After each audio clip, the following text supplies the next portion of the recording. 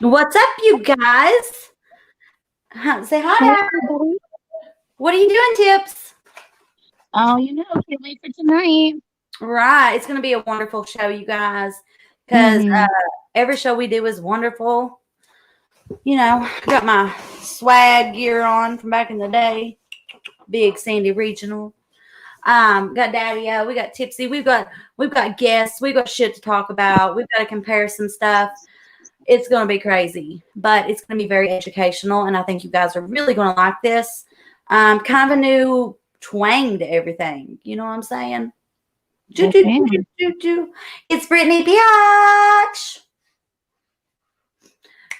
Sit down with me, gonna talk to me. Brittany gonna we're gonna chit chat and have a good time.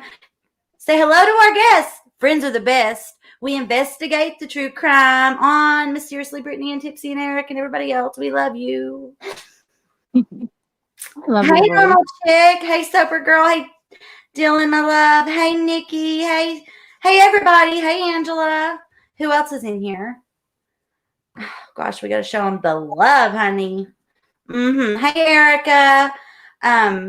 Erica's fucking awesome. Out of the blue, she comes in. She's like, Truth Channel, baby. And I'm like, holy shit, I've never seen this stuff. This is cool. Anyways, so tonight we're going to be talking about Kristin Andreacchio and Martin MacNeill and Michele MacNeill. And we're also going to touch on the Kristin Smart case because her case, after 25 years, the two people responsible have been arrested. What up, John? Fun. Hey, John. How are you, darling? Hey, John, Hi, can you John. add us to Facebook Messenger, pretty please?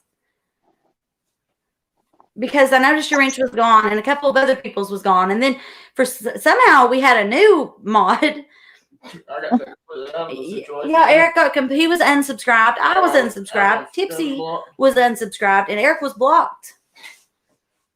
Weird. So what is up, everyone? How has your day been? How's your day been, Tips? Mine's been interesting, especially looking over this case. There's a lot of things to point out. Tell me a little bit about it. Tell me how your day was interesting. I want to know. Well, we were looking over the autopsy photos and the reports, and we found a lot of inconsistencies and a lot of times and stuff not matching up. So we're excited to share with everybody. 100%. 1,000,000%. Daddy, so what have you done today? Nothing. Oh, poo. You've done things. You've done a lot today, actually. Daddy took care of Mama. He got me some water, and I've been slowing down on my smokes. I'm so proud. I'm going to try to quit smoking, you guys. I thought of it, and I'm going to do it. And I've been drinking a lot of water because I was like dehydrated. I'm pretty sure I had the flu, not the swine flu or the COVID flu, but the flu. But I'm better now, baby. You know what I'm You look saying? absolutely beautiful. Oh yeah, I need like a neck tuck really bad. I got like one of them gobbler thingies, gobble, gobble, gobble, gobble, gobble, gobble. Turkey neck. Yeah, I'm a turkey neck motherfucker, dude. I'm not even kidding. I barely have a neck. It's like I look like a lizard. Does anyone have the link YouTube membership I can find? Oh yeah, you guys, you can become members. You can do all kinds of things now. Daddy has been helping me with the channel, and he got it fixed up today. I'm not sure. I don't know if you can become members here yet, but I think you might be able to. We do have a community link now. It's growing. And I've got to thank Save Robbie so much. He's been such a doll, sharing our channel and just being there. I love you, Robbie. You know that, though. You're so fucking awesome. And I've got your fucking back, man. I'd roll around in the gravel for you, my love. Barefoot. Any of you guys, I would. I love y'all so much. So, you guys, I'm going to bring up our special guests right now. So, what's up, Miss Nikki? Hey, what's up? We've got one more guest to bring up. She's amazing, and our mascot puppy. You know, gotta have Moosey around. So, welcome, Chas. Chastity, how are you? Okay, how are you? I'm wonderful. How's your day been? Long and exhausting. How's your day been?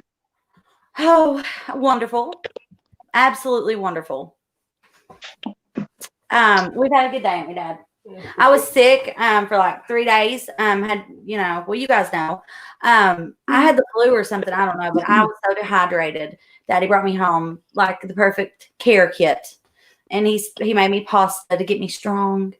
He's just really great. So thank you, Daddy. We've all got to thank you. Hey, Daddy. I heard you did some cooking tonight. I don't cook. Yeah, he did. Microwave. He's been cooking and helping me so much. He's a blessing from God above. This man and I, we've been through a lot. We've lost a child. We lost homes. We've lost people we love. We've gained things. We've had so much positive stuff. We've been halfway around the world together in the back of a van, and hopefully soon all three of us will be back on our Vandom hunt.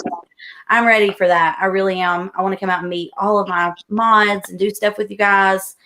It's just going to be fucking awesome, and I'm so proud of us. Yeah, everyone be sure to like, share, and subscribe. We have 2 channels, this one and also Mysterious Case Files, and we'll be back on there just as soon as possible. Things are looking really good, so yay, boop, boop, fist bump.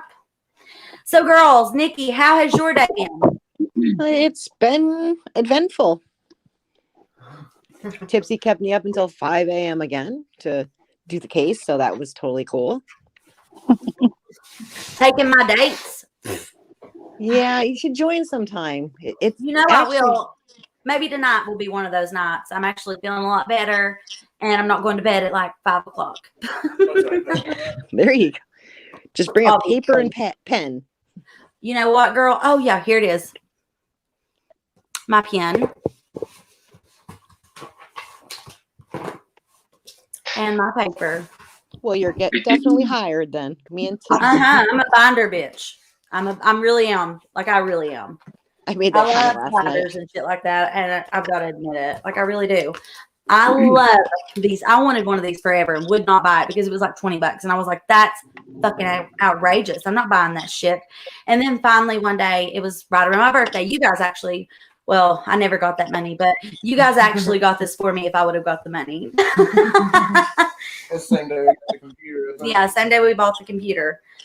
We've tried so hard to make this podcast, which is, I guess, what it is, as great as possible. And we will continue to do that. And I'm just so fucking proud of us. We're the bomb, man. Oh, pat myself on the back. Daddy, don't leave. Okay. So, Daddy will be back. All right, you guys. I want to talk to you guys about a case. And I want some ones in the chat if you know about the case that I'm speaking about. It is Martin MacNeill and Michele MacNeill. Michele passed away in the bathroom. Marvin was her husband. He was a complete liar. Have you heard about this case? If you have, put some ones over in the chat. Now, girls, have either of you heard about this case until I brought it up? No. Okay. So, you know how I kept saying, there's this case, you guys, and it's exactly the same. It's so much similar, blah, blah, blah. This is that case. And so what I want to do, I want to tell you guys, first of all, we're going to start with Kristin Smart, and then I'm going to introduce you to that case. And I want you all, since you have studied so hard, I want you to compare the Kristin Andreacchio case to it. Sound good? Sounds good. All right. So first of all, let me show you guys the beautiful, beautiful Kristin Smart. It's been 25 years since the day that she was murdered. So sad. So sad. Obviously, all the cases we talk about when someone's passed away, it's just sad. It's life. I remember, like I've said many times, asking my father, why did God make us just to live and die, Daddy? And my dad just didn't, he didn't know what to say to me. So here we are. This picture right here, that is Kristin Smart on the left. And down below, that is the man responsible for her murder. And then to the right there, you can see the most recent photo of him being arrested for her murder 25 years ago. This was a huge case. This was like one of those first big cases, like, what's another one, Daddy? Name one. Scott Peterson. Scott Peterson, or well, obviously Scott Peterson, Lacey Peterson. Goodness, the woman, Jodi Arias. That was a big case. The other lady. Kaylee. I would like to talk that shit right there. That you know what? We should touch on the Kaylee and Carly. Do you know what case I'm talking about? Kaylee Anthony? Huh? The Kaylee Anthony case? Yes. Okay. The Kaylee Anthony case. Lord, my brain has lost me. Oh, Or I I've do know lost that. it. So I think we should go to that case here, somewhere down the line, maybe 2 months from now. Okay. What do you think? Yeah. We will get together after this and come up with a schedule for each month, what case we're going to cover, which until this case gets justice, we won't quit covering it, just like the Watts case. Until what I've been told happens, we will continue to cover it when necessary. But we won't make shit up. Sorry. We'll talk about other shit. Right. So anyways, that photo I showed you, how many of you knew about the Kristin Smart case? Yeah, I didn't know about it. I didn't either. Okay. Let me pull the photo back up and let's gather our info real quick. What did you learn today that stood out to you guys?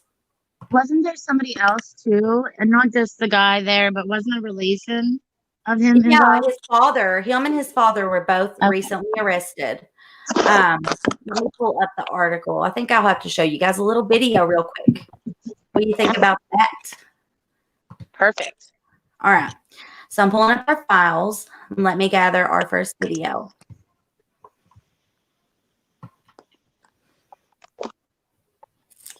Come on. Listen to me talking to my computer, girls. We do it all the time. Okay. Oh, whoa. Hang on, Brittany. Bitch. Oh, shit. I'm in a good mood tonight, you guys. Lord have mercy. Praise the Lord. I am in such a good mood because there's some good stuff just happening in my life. And when that happens, we've got to be blessed and we've got to be thankful and we've got to be humble. I think when we humble ourselves, it just really opens our minds so much larger. Right, I agree. Okay, so is this our video? No. Okay, almost there. Come on, video. It's this one. Kristin Smart case. All right. So, can you see my screen? Mm-hmm. You can? It has a picture of let her. me remove this photo real quickly. And this here is Paul Flores and Ruben Flores, the two that were arrested after 25 years, you guys. 25 years. These people have been free. And, poor Kristin was murdered. 25 years. People are celebrating. I mean, it's amazing. So here we go. Let me share out my screen. Maybe that's why you couldn't see my screen, Brittany. Genius. All right. Here we go. So make sure to tell me if you can see it. Oh, Okay. There we go. All right. Let's make it the entire screen. Okay. Here we go. Missing student. Let me turn it down. The 1996 rape attempt. Slowdaw says. And don't make fun of my reading. I'm illiterate. Okay. Can you see it, Tipsy? Yeah. Okay. Almost. Okay. The St. Louis County District Attorney said Kristin Smart was killed in 1996 during an attempted rape by a fellow student. And the suspect's father had the body. Yes. It's black. What is it? There's no picture. There's no picture. It's just black. What about now? Not yet. No. Okay, hang on. Let me try again. Huh. That'll make no sense. Let me pull it down here, girlies. Let me remove my screen and add it back. Can you see my screen now? We No. do.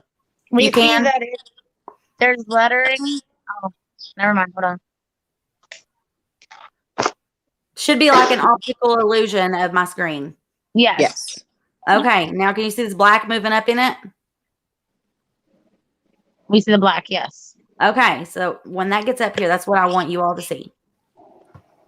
All right. Can you see words now? Yeah. Yes. We see words. We just see a black screen with it. County District Attorney said Wednesday that missing California student Kristin Smart was killed in 1996 during attempted rape by a fellow student, and the suspect's father helped hide her body. District Attorney Dan Doe said Paul Flores, 44, will be charged with first-degree murder, and his father, Ruben Flores, 80, will be charged with accessory after murder. The son and father were arrested Tuesday. Smart, 19, of Stockton, was last seen May 25, 1996, while returning to her dorm at California State University campus in San Luis after an off-campus party. She was inebriated at the time, and Flores, a fellow freshman at the school, had offered to walk her home. Flores killed Smart in his dorm room, Doe said. Investigators who launched a renewed search Tuesday at his father's property in nearby Grande believed they know where the body was buried. Dow said in more recent years, Flores frequently frequented bars and his home in the Los Angeles area of San Pedro and may have committed other sexual assaults. He urged the public to come forward with any information. A lawyer for Paul Flores has declined to comment. A lawyer for Ruben Flores said his client is innocent. Paul Flores was taken into custody in the San Pedro neighborhood of Los Angeles. Ruben Flores was arrested as an accessory at his Rio Grande home, where sheriff's investigators conducted another search. San Luis County Sheriff Ian Parkinson said Paul Flores was being held on no bail after he was arrested for murder and brought back to the county. His father was being held on a $250,000 bail. This here is Paul Flores. So, the booking photo of Paul Flores, the suspect in the murder of Kristin Smart, was released by San Luis Obispo County Sheriff's Office on April 13th, 2021. So this is him right here. Parkinson said Smart's remains have still not been found. We have not recovered Kristin, the sheriff said at the afternoon news conference. We'll continue to focus on finding her remains regardless of any court action. We will continue the process of finding out where Kristin is. We know that's an important issue to the family. The Smart family issued a lengthy emotional statement following the sheriff's announcement, reading in part, "For over 24 years, we have waited for this bittersweet day. It is impossible to put into words what this day means for our family. We pray it is the first step to bringing our daughter home. While Kristin's loving spirit will always live in our hearts, our life without her, hugs, laughs, and smiles, is a heartache that never abates. The knowledge that a father and son, despite our desperate pleas for help, have withheld this terrible, horrible secret for nearly 25 years, denying us that chance to lay our daughter to rest in an unrelenting and unforgiving pain. We now put our faith in the justice system and move forward, confronted in the knowledge that Kristin had been held in the hearts of so many and that she has not been forgotten." Last month, the sheriff's office served a search warrant at a house in Rio Grande belonging to Ruben Flores. Cadaver dogs and ground penetrating radar, GPR, were said to be used during this search of the property. The warrant remained sealed, and the authorities did not provide further information on the developments in their investigation at all the time. Last year, authorities also served search warrants at several locations in California and Washington. Parkinson said there has been an extensive investigation into the case over the years. Since he took office in 2011, he said the department has served 41 search warrants on the case to investigate 16 different locations, submitted 37 items of physical evidence for the initial investigation, for modern DNA testing, and conducting 137 interviews. Data from the investigated said he estimated would fill more than 3 terabytes on a hard drive. An 8-part podcast called The Open Backyard by musician Chris Lambert in 2019 also helped your promote own interest backyard in the case, help prompt more people to come forward with evidence relative to the case.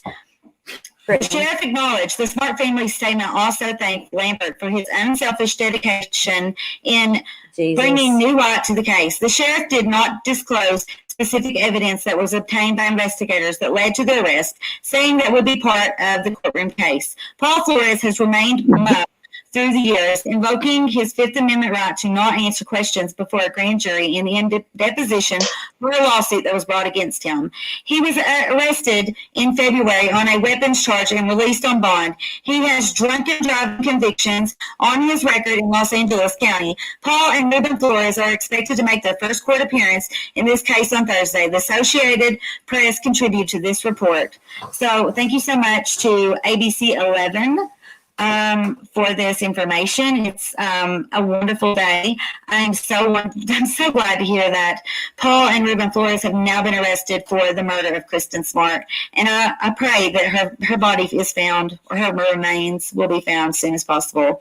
But I love you guys. Let me know what you think. Let's discuss this. All right.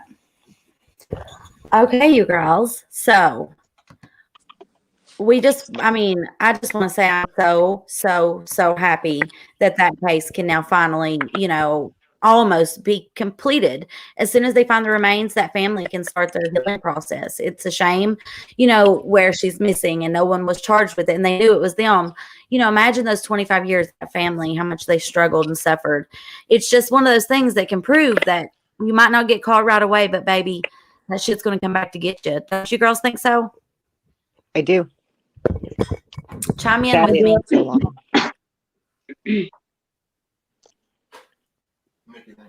Wow, tough crowd, you guys. Nobody says anything. What do you all think? I spoke. I said I it's sad it took so long. All right, so what do you all think of it, though? I mean, like any case, just because it's not solved right this moment, that doesn't mean they investigate people for years so they can build a tough enough case that they can't, get away with it. Actually, Nikki, weren't we talking about that with the Andreacchio case? Yes. We were saying it might take a little bit of time, but in the end, we believe that justice will be served. We do. We And talked we'll. about that quite a bit. And we won't stop until justice is served, however it happened, whatever happened. Ray deserves an answer. She does. She deserves an answer. She's just been a good mom. She loved her child, and she wants to make sure that he has full justice. I would be the same way with my child. I'd be the same way too. I think any parent, it's important. You just got to go there. You've got to be able to go out of your comfort zone for your children. Absolutely. Okay. Let's see. So now, girls, I'm going to let you all talk a little bit. Tell me some things like that you've come up with recently. I know Chas has some things she wanted to talk about.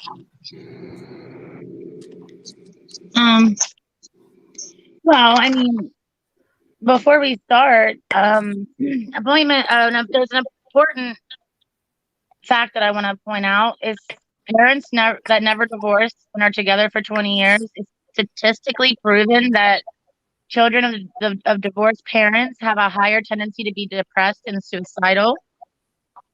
I thought that was interesting because Christian's parents never divorced. They are still together to this day.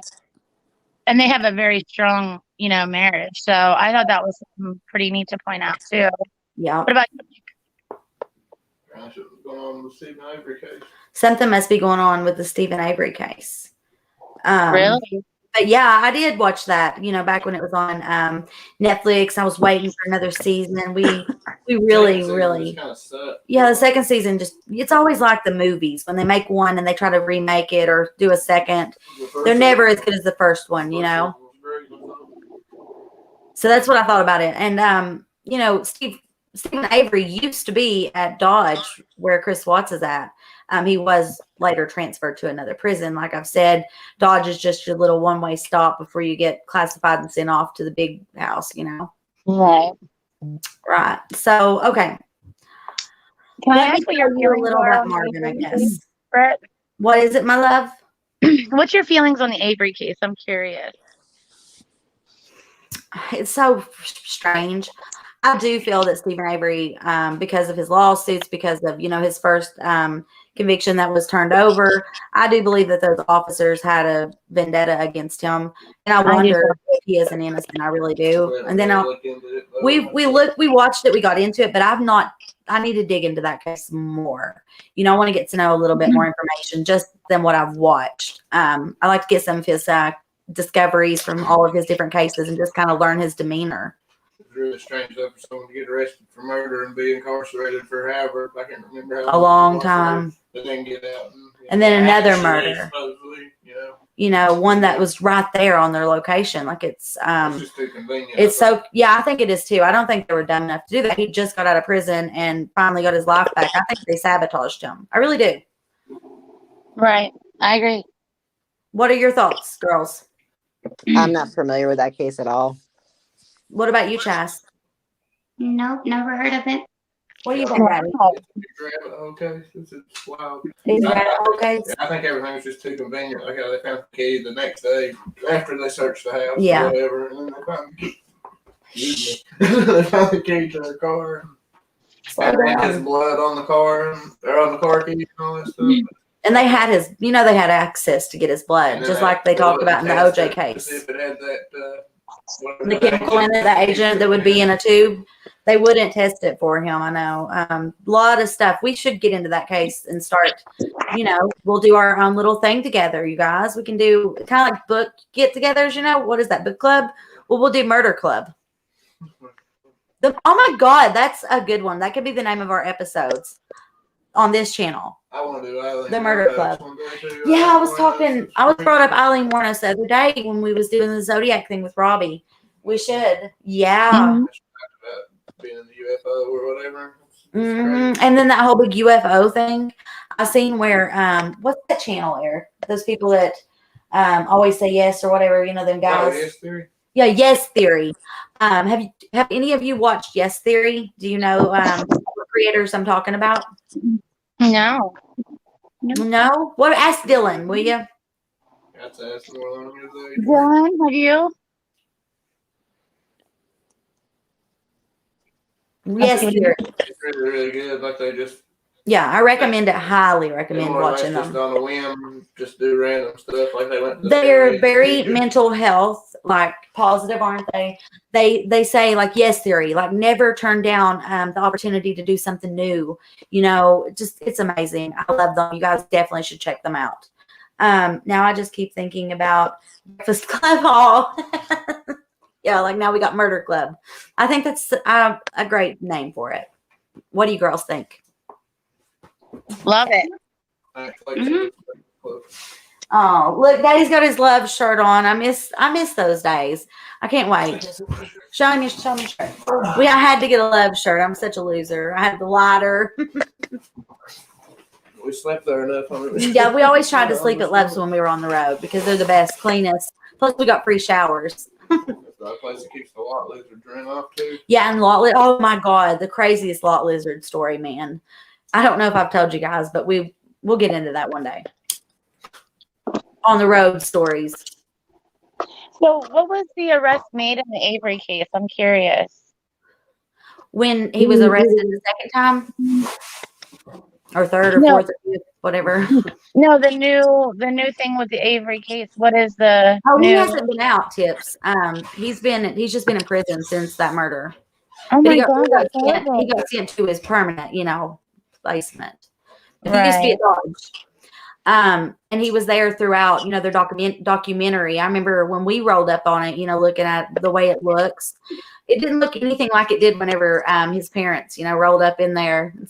It is like a castle, though, sort of. Right. Then at the front, it's just like a one level. I don't know. It's weird. Hard to explain. Right. What'd you say, Chaz? Huh?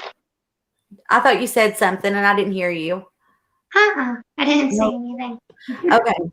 All right, Chaz. I'm going to bring you down for just a minute. And then I'll bring you back up when we start talking about Christian in depth. Oh. All right, girls. So I'm going to pull up the Marvin MacNeill video. I'm going to let you guys listen in on what I've learned, and then we'll talk about it more. And I want to talk about the comparisons. Let me share my screen for you.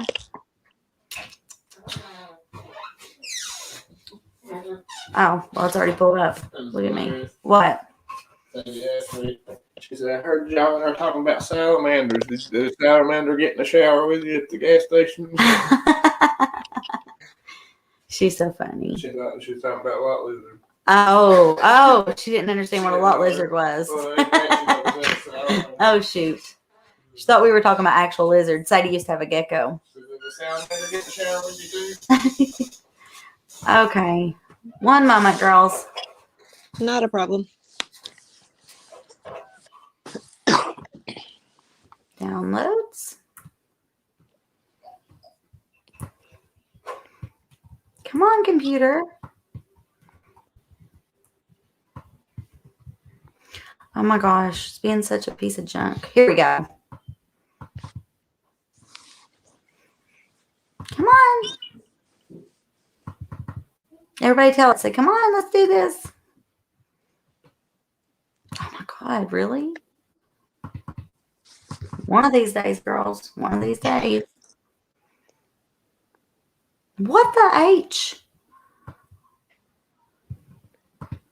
Where did everything go? Here it is. All right. Okay. All right. Here we go. Can you see my screen? Yes. Yeah. Is it like two ugly dudes? Yeah. Yes. Yeah. Okay. Here we go. I thought you'd add old too, but okay.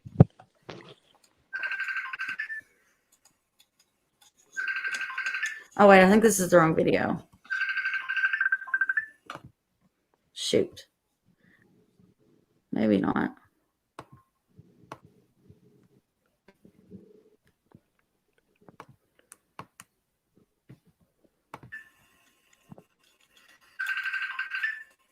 Oh, no, that's definitely the wrong one.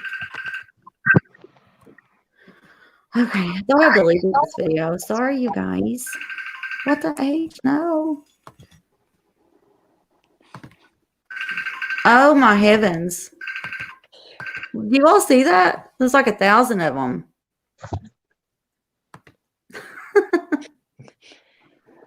All right. Damn, Even there. computers have crazy days, see? Mm-hmm. Especially this one. Oh my God, no, it's the same one. Y'all don't beat me too bad. We totally understand. Actually, I think we should listen to phone call. His 911 call. This will be Marvin MacNeill's 911 call. Man, he just sounds like a mess. Come on. Seriously. You guys see what I got to put up with? This damn computer. It's not even playing the sound. No, I can just see the words. That's probably it.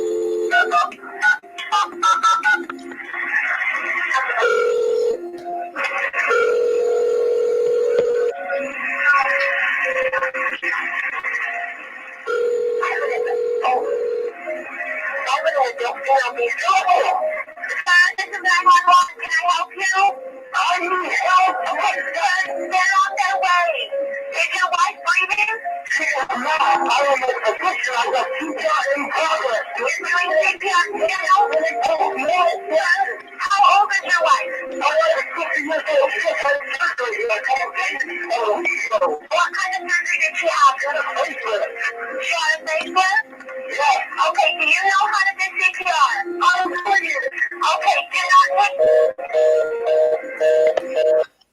Okay. So Marvin, you'll find, is just a big liar. He hung up twice. The operator ended up having to call him back a third time. He didn't give the proper address. He gave the wrong address so that it would buy him more time. Like I said, it took years for this case to actually come to a conclusion as well. I want to let you guys watch this one now. Britt, did he say he was a physician? MacNeill's neighbor Hang describes on. What is it, Dips? Did he say he was a physician? Yeah, he claimed that he was a physician and also a lawyer. See, he never went to college, so he never got an associate's and a bachelor's, nothing. He faked all of his stuff. He done fraudulent things. He was actually a damn felon, and his family didn't know it. They thought he was this like really intelligent man that had been through all this schooling, but no, he just jumped right in, and pretended. And he done a great job for years, until this happened and people started looking into his past. Oh, wow. All right, here we go. the death scene.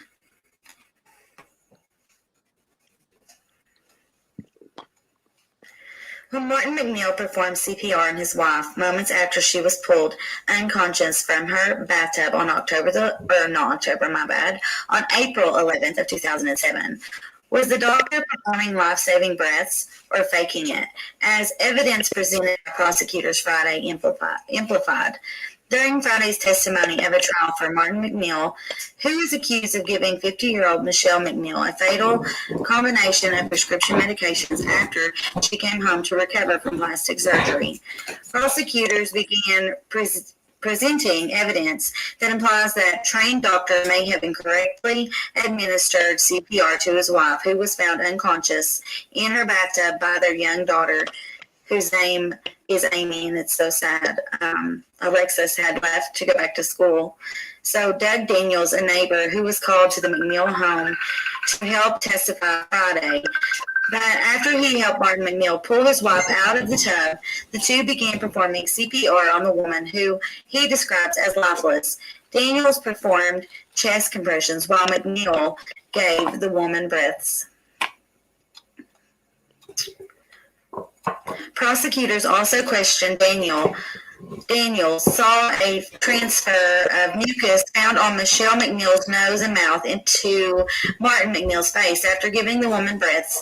Daniels said he didn't remember seeing any mucus on MacNeill's face, I guess. Daniels' testimony came Friday as part of a 5-week trial for the Martin MacNeill, who is 57 years old, who is charged with murder, a first-degree felony, and obstruction of justice, a second-degree felony. Also Friday, neighbor Christy Daniels, Doug Daniels' wife, testified that she was asked to come to the MacNeill home after 6 years. Ada MacNeill knocked on the door. She just said, "My dad needs help," Daniels said during testimony in 4th District Court Friday, adding to the small child seemed calm and not panicked. Once Daniels made it across her driveway, she could hear Martin MacNeill yelling from inside of his home. She testified that she ran into the MacNeill home and followed Martin MacNeill's voice until she found the man standing over his wife, who was slumped in a bathtub face up, wearing only a black shirt. To demonstrate exactly how witness saw Michele MacNeill in the bathtub that April day, prosecutors brought in a similar bathtub, a narrow but deep jetted tub, to the courtroom Friday and asked them to point out exactly where Michele MacNeill's body was positioned. Christy Daniels said after finding the MacNeills in the bathroom, she left the house to get her cell phone to ask her husband for help and also ask for Angela Aguilar, who was visiting at her house, to come help. Aguilar testified Friday that she was briefly there and saw Michele MacNeill slumped in the tub with her head near the faucet. She said that she didn't offer to help lift the woman out of the tub because Martin MacNeill wouldn't let her. He wanted a man, Aguilar testified. Doug Daniels soon arrived and helped Martin MacNeill lift his wife out of the tub. After Martin MacNeill and Doug Daniels did CPR, 2 Pleasant Grove police officers responded to the home and continued life-saving efforts. Officer Ray Ormond testified Friday that he performed rescue breaths on Michele MacNeill using a bag valve mask. Once he started, he testified that Michele MacNeill coughed up about 3 cups of clear fluid, then coughed up foamy more mucus-like fluid. But while conducting CPR on the woman, he said he became somewhat distracted by Martin MacNeill, who appeared to be agitated and would sporadically start yelling. My feeling at this point, we're more in officer safety issue, he testified. Was it going from me doing compressions to me having to restrain him to defend myself? Michele MacNeill was eventually taken to a nearby hospital where she was pronounced dead. Prosecutors alleged that Martin MacNeill killed his wife in order to continue an affair with a woman named Gypsy Willis. The state medical examiner had never ruled Michele MacNeill's death a homicide after an autopsy in 2007. Her manner of death was ruled natural, the result of chronic hypertension and myocarditis, I don't know, you guys, which are capable of causing acute, unexpected arrhythmia and sudden death. But Arrhythmia, oh my God, Brittany. Called the medical examiner multiple times and gave misleading information. In 2010, in a new investigative report, Chief Medical Examiner Todd Gray changed the cause of death to the combined efforts and effects of heart disease and drug toxicity. The manner of death was changed to undetermined. After Michele MacNeill's death, Martin MacNeill told both Aguilar and Christy Daniels that his wife died of a heart arrhythmia. Both testified. He said that the doctor had called and made sure the family knew that it was nobody's fault. Christy Daniels testified, and it was all natural. Okay, so there's that video. Now, let me take all the shit off the screen for you.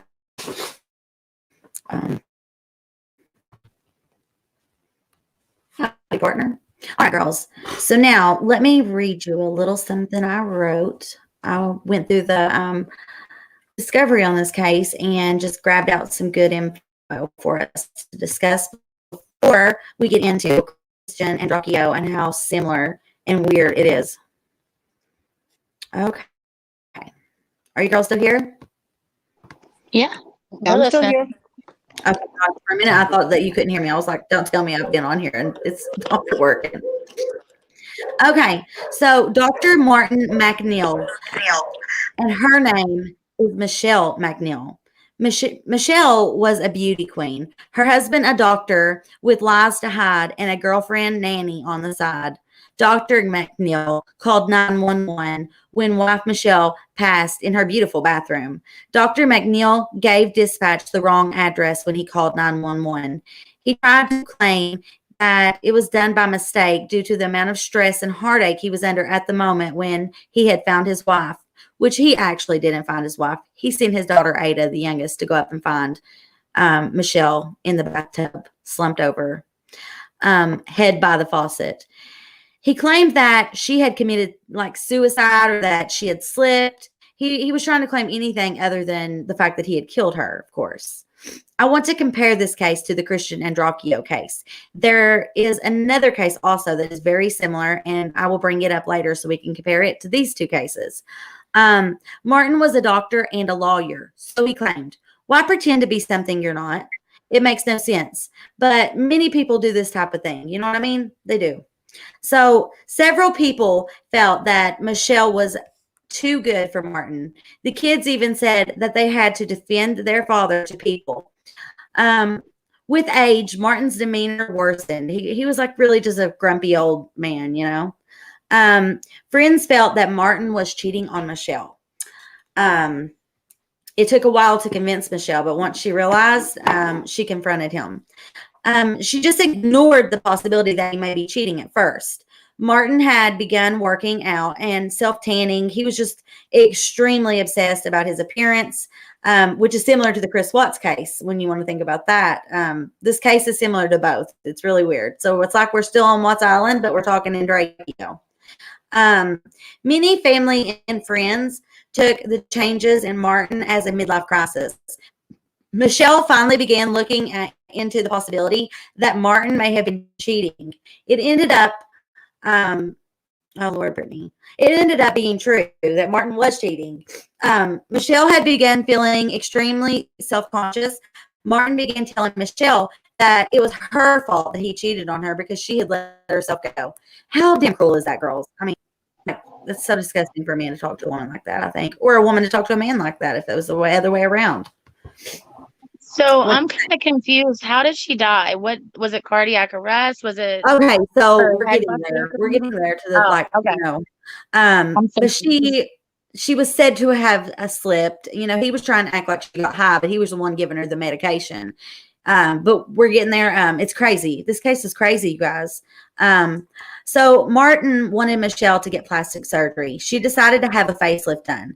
Martin was so adamant, that Michele must get the facelift within the next week. He was rushing her ass. He was like, get on it, honey. You need to fix that face. That is so terrible. Man, do not treat your women like that. That's fucking ridiculous. Martin rushed Michele into getting the procedure. Michele was getting a life. What? Oh my God, I don't know what I wrote here. Michele was getting like a bunch of shit done. She was getting a new nose, facelift, all this shit, right? And Martin just kept pushing it. Michele was under the knife for 9 hours, you guys. That's how much she had done because of Martin and what he was saying to her, Martin made the doctor believe that Michele had a terrible pain tolerance because Martin was a doctor. He talked the doctor into doing Michele's surgery, into prescribing her lots of pain medications and others that would affect her central nervous system. The facial surgery, they said they would have never done all those things at one time had it not been for him being a doctor, and they thought he could take care of her properly. Exactly. That's what he was trying to throw out, wasn't he, Daddy? Let's see. The doctor did all of these things. He went ahead because Martin had told the doctor that he would make sure the meds were given correctly. So the doctor ended up giving Michele and Martin all the drugs he had requested, which is crazy, don't you think? Absolutely. This is questioning that doctor about it. Like, why would you do that? And he was like, well, I only done it because Martin was a doctor and I thought that he would do the right thing, It's crazy how that happens. I would, when I worked at the jail, I would book in people like teachers, preachers, all these people. And you can't judge a book by its cover or the title of the book either. Because Martin's saying he's a lawyer and a doctor, and come to find out he had not really taken all the schooling he needed to do that. He was a fraud. He didn't take any kind of starting college classes. He just went straight to med school. Mm-hmm. That's right. So he never attended college. And yeah. Somehow, he created a bunch of documents, fraudulent documents, turned them in, and they believed him. He went through med school and actually graduated and did become a doctor. But like I said, he didn't have what he needed to go in the first place. So anyways, let's see here. Michele's oldest daughter, which is Alexis, had taken off work to take care of her mother. Well, taken off work and also from college. Martin ended up having the daughter take a day off. He was like, oh, she's fine. I'll take care of her. When Michele's daughter returned, she was so upset with Martin, her father, because her mother was in such a shape. She was like high and didn't know where she was. It was bad. She could tell that her mom had taken too much together at the hands of Martin. Michele ended up telling her daughter that she felt that Martin was trying to kill her. Alexis, the daughter, had started saying, with her mom and keeping a close eye on her. Michele told Alexis that when she was washing her hair to make sure that if anything happened to her, to make sure that they looked into Dad, which is Martin. Pretty crazy. Alexis ended up having to go back out of town for college. Ada, the other daughter, and Martin come home, and Ada finds her mom unconscious and not breathing in a bathtub of water. Martin sent her up there knowing he had killed her, and is that not? Oh, it makes me sick. Martin calls 911 and seems very angry. Like, who's he really mad at? He's trying to act like he's mad at Michele. He's trying to. It's sick. But that was the only way he could act so that, they wouldn't look at him. At least that's what he thought. He gives the wrong address to dispatch. Of course, we know that, which is similar to the Andreacchio case. And this case was kind of close in there. You know what I'm saying? So that's another reason I wanted you guys to know about this case and to hear everything going on. When Martin calls, he's screaming at the dispatch operator. You guys heard him. Not sure who he was mad at, but he played it off like he was so mad at Michele. That she had overdosed or something, and then slipped in the tub. Dispatch asks Martin to get Michele out of the water. He screams that she is out of the water. The operator tells Martin to stay on the line, but he hangs up. They call back because they don't have the right address. He gives them the wrong address. which I've seen in some other cases, and we'll compare those as well. 911 calls back Martin, and he keeps telling them that he is a physician, talking about her surgery, facelift, yada, yada, yada. They ask if he knows how to do CPR, and he starts screaming he's doing it. And they call again. Now he claims that he cannot get Michele out of the water after he had already said that he had her out of the water. So after that, Ada has to go over to the neighbors, and they get back over there, and Martin's drained the tub.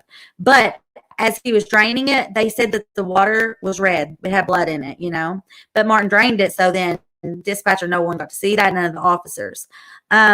Martin was screaming, like, why did you have this surgery? Even though we know that he pushed her into having the surgery. He was like, oh, why'd you do this? And blaming it all on her. Alexis is contacted by her father to come home and that her mother was dead. On the way home, it hit her that Martin, her father, had been the one that done this. She knew right away. So when Alexis gets home, she demands Martin get all of Michele's meds so that she can count them. Martin tells her that the meds are in the garage. And then he turns around and lets her know that he had his daughter-in-law to flush all of the pills. Once he says this, Alexis just knew right then for sure that he had been, that he had killed her mom. Alexis pulls her father's phone records. A number from Salt Lake, Utah kept showing up. It ended up being Gypsy, the lady Martin had been cheating on Michele with. Gypsy didn't care at all that she was breaking up a home. It was a perfect fit. They were perfect. They were just the same people, just sick. Michele knew about Gypsy. Alexis knew the name too. So the kids knew, and he tried to play it off like, he didn't know her, but yes, she'd been at the funeral. We're getting there though. So Martin was super manipulated. Like he was super manipulative. Oh my goodness. Martin convinced cops that everyone that it was Michele that had drowned herself or she had committed suicide. He had them convinced that it was just like an accident. But the kids knew better. They knew that he was cheating and that he was possibly overdosing Michele. Martin wanted to have the funeral immediately. Like he was just like, bam, bam, come on, let's get her on the ground and go on. So he wanted to have it immediately so that everyone could move on quickly, he said. Rumors started to spread that Martin, that Martin cannot come to Michele's. So Martin got pissed off and he wouldn't let Michele's family come to the funeral because of all the rumors that were being spread about him being responsible. So mostly Martin's friends attended poor Michele's funeral. None of her family or friends were there. And that's so sad. Michele's family did not get Gypsy comes to the funeral to be there for Michael. She said this later, and it was just sickening. Pretty quickly after Michele is dead, Gypsy and Martin crank up the heat on their relationship. Turns out Martin had been seeing Gypsy for several years prior to Michele's death. Martin then hires a nanny, right? He needs a nanny. So guess who he hired? He hired Gypsy Jillian. Oh, yeah, Gypsy Jillian Willis. We'll get there why it's Jillian. The kids then confront him. And he plays it off like he didn't even know who Gypsy was, like he was just meeting her. Martin asked Gypsy, like, what's your name again? Like pretending like he didn't know her, but the kids knew. He played a good role. Gypsy then moves in, but wasn't helping at all. She wasn't cleaning nothing. She was just basically living with Martin. The older sister even gets thrown out of the home because of Gypsy. He takes a trip to Wyoming to meet Gypsy's family. While there, Martin tells the family that he didn't love Michele, that he only found out what love was when he met Gypsy. Gypsy's family, her own mother, tells people that her daughter isn't a good person. Martin ends up marrying Gypsy 90 days after Michele's death. The kids finally go to the police to try to get justice for their mom's death and to get Martin, put behind bars. Who's their father? Sadly, nobody would listen. They went to the governor's office, though, and they got in touch with Doug and Jeff to help prove that Martin had killed their mother. They then realized that Martin had cheated to get into med school, faked all of his transcripts. He did go to med school and graduate, but he had no experience before that. It's just mind-blowing how many cases in history that there are where people pretend to be doctors and fake this and fake that, and then they create fraudulent forms, which is, we know a lot about people doing that. It's ridiculous. Martin was such a fraud. He was on Army disability and never told anyone that he had been discharged. Turned out Martin had even been in jail. He manipulated the system. He even had a year's worth of chocolate cherries. That's what he spent all that money on he was getting. He was arrested for fraud and was on probation in the past. So Martin was a felon and nobody even knew. Nobody knew any of this. The kids began speaking to anyone that would listen. The girls found out that Martin was trying to get rid of their adopted sister, you guys. Seriously, not even kidding. He was going to give them to someone else. He just didn't want them anymore because he had Gypsy. He did end up sending the oldest daughter, Giselle, to Ukraine. And then they plotted to turn Gypsy into Giselle. I know it's crazy. I know that you probably didn't see this plot twist coming. But so Martin goes and has everything of Gypsy switched into Giselle's name. So they took the adopted daughter's identity. Gypsy swears that it was all Martin. To this day, she will not take no responsibility. Even though they found that the adopted daughter was still in Ukraine, they started trying to get Giselle home. After nearly a year of her being in Ukraine, they finally got her home. When the daughter returned, Martin and Gypsy ended up being arrested for stealing Giselle's identity. Martin began making a lot of threats to the kids because of all of this. Gypsy ended up pleading guilty for 4 misdemeanors, but cops started to believe that Gypsy may have helped Martin kill Michele. Cops finally saw that it was clear that Michele had been murdered. It wasn't an accident or a suicide. Finally, they got the medical examiner to change the cause of death from just a natural death to an unnatural death. Kids began saying that the water Martin had drained was red with blood. Since Martin drained the water, they couldn't prove that, though. Martin was trying to make it seem like Michele had slipped and then, getting in the tub, she fell. Cops finally saw that Martin had given the wrong address. When the ambulance had arrived and started CPR, a lot of water came out of Michele, so they said that Martin had not actually given Michele CPR at all. Martin would threaten victims that they were afraid so much that they were afraid to come forward with things that Martin had admitted to, like that he had killed his own brother. Martin had told a lady that he killed his brother with a syringe of drugs because his brother was nothing but just an embarrassment. He also tried to kill his own mother.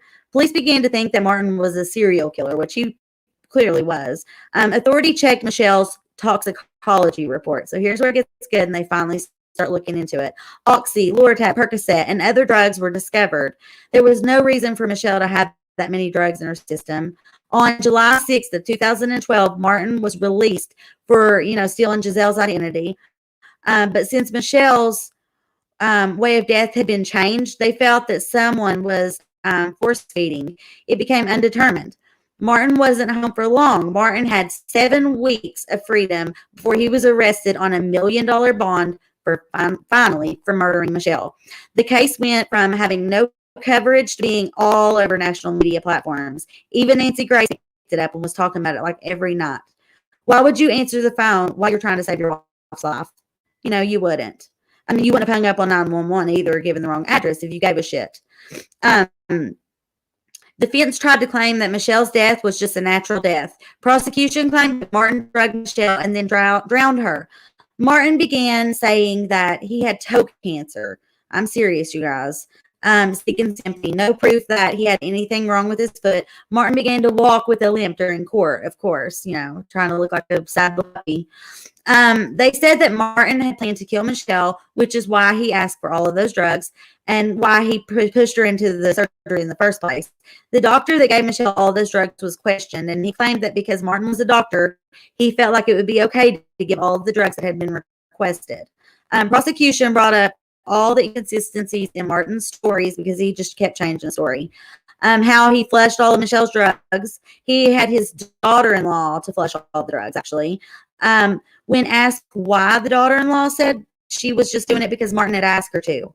Martin had told a girl that he planned to kill his patients and that he did kill some of his patients, family members, and friends from his past. He would give people high amounts of potassium to kill them. Crazy. So he was definitely a serial killer. During the trial, Martin was emotionless. Even when his own kids went against him on the stand, to get justice for their mother. On the 6th day of the trial, they had Gypsy on the stand. Alexis wasn't allowed to talk about how Michele had told her, that Martin was going to kill her. So she couldn't talk about them on the stand. But Alexis still did a great, great job, seeking justice for her mother. Martin couldn't show emotion for his wife's death or that his kid, but he cried over being away from Gypsy. He cried like a baby when they read Gypsy's letters between the two of them. Yeah.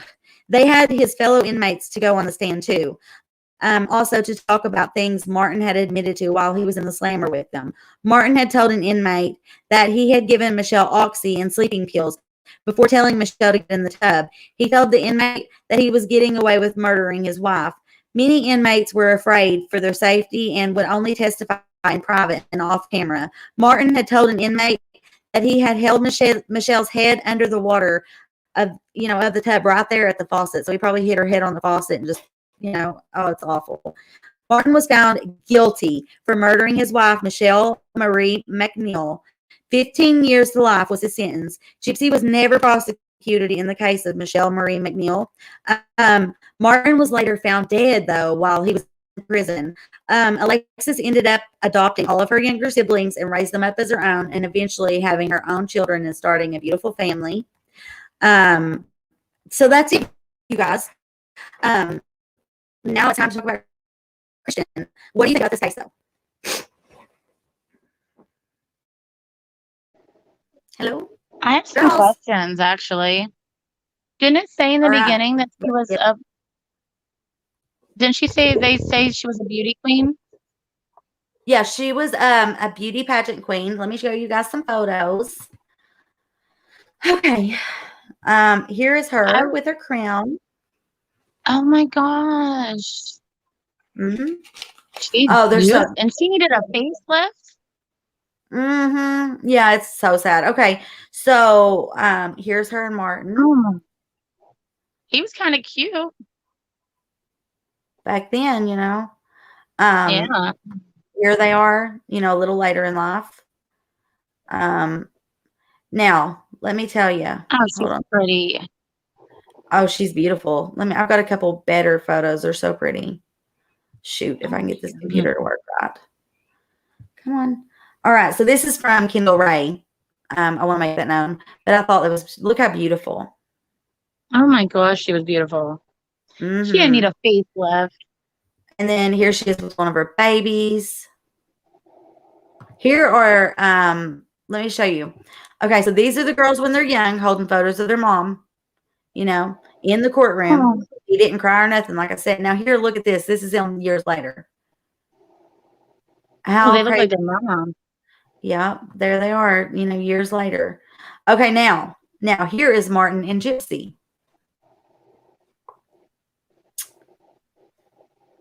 And then here's Gypsy later on when he's, been put in prison for murder and she's testifying in the courtroom. But let me show you something too. I want to show you the bathtub. I've actually got a photo of the bathtub and the water on the floor. So here's the fluid that the emergency people helped, do their CPR once they got there. So this is what came out of her. But yet Martin had said he done CPR. Now here's the bathtub that she was slumped over in. So up there at that faucet, that's where her head was. Right down in there, slumped over in it, face up though. Oh, with her back? Oh.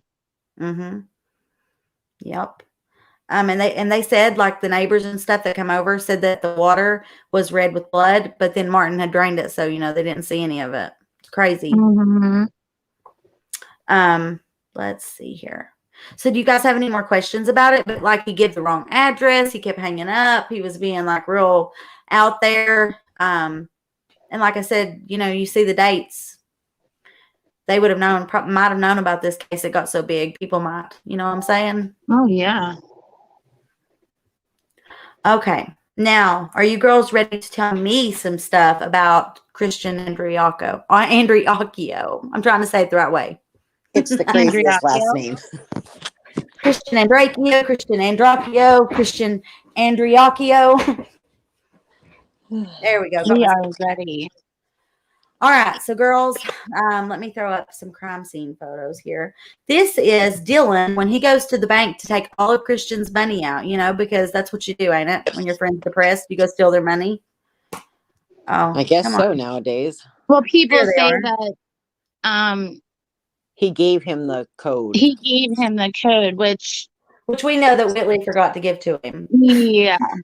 Which is why he was like having to go up to the front desk because he didn't know how to get the money out. He didn't have a pen at the ATM. Well, also, whenever you go to commit suicide, you always just give everything away, or just But they should have known that something wasn't right. You know what I mean? They wouldn't exactly. have. It's just so unbelievable. Can you point out the date and time of that, please, Brittany? Can I do what now? The date and time of him going to the credit union. Okay, so let me tell you what time. So Dylan was seen on camera trying to zero out Christian's credit union account at 12:29:55 p.m. on February the 26th of 2014. Now, these are photos from inside of his apartment, you guys. Yes. Right there beside of that scary sticker, that scary sticker there is a bullet hole that goes straight through into the bathroom, right at the sink. Right there it is, right beside of it. You see all the beer bottles. That's the kind of beer that Christian drank. He drank that Bud Light Premium, right? Okay. Well, in another photo that probably Tipsy has, in the bathroom, there's Dos Equis on the sink, and Christian didn't drink that. None of the friends did. Only one boy. What's his name? Jet, wasn't it? Right, Jet. That is right. Yeah. Okay, girls. So, Tipsy, do you want to share out your screen? Or do you just want to read? Hold on a second. Okay. Now, let me tell you guys some other things. So, Christian Andreacchio, the date of the incident, the day he passed away was February the 26th of 2014. At 4:45 p.m. Let's see here. The time officers arrived was either 4:20 or 5:20. And the reason I say that is because they've got the times different on the different forms. Let me show you this one. It says that they were contacted at 3 something, I believe. Let's go up and figure it out. Come on. Hey, Brittany. Yes. Can you bring the other guest up, please? Yes. She's not here, though. Oh, do you want to ask her to back, come on? girlfriend. Yeah, Chastity, come back up.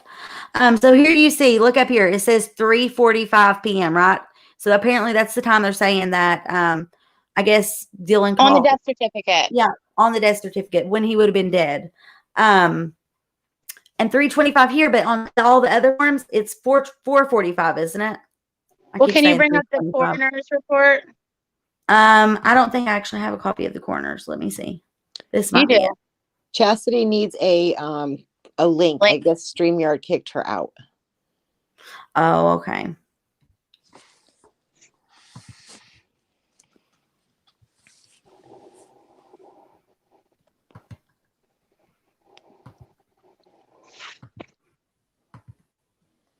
All right, Miss Chass. Here you go, love.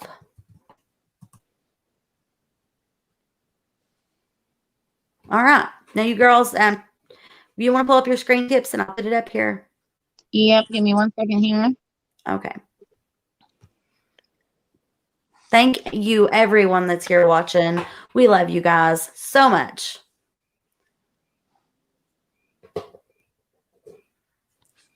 Britt, can you check your messenger quick?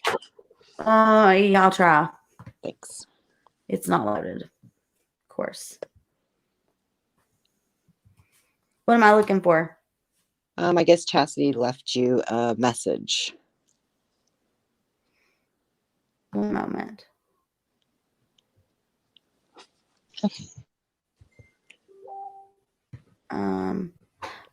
There's your link, Chas. So, anyways, Okay. tell me some info tips. Tell me some info. Well, we're going to start off with the timing of it. It does say on the death certificate, was it 45? 3:45. Okay. Now, I'm going to try to bring up my screen here so you can see. I'm going to bring up the coroner's report. And like I said, a lot of this you guys can go and find on Truth is Justice. Mm-hmm. That's where I'm actually going to right now. I'm going to bring up these reports. 1 second, then I'll share my screen.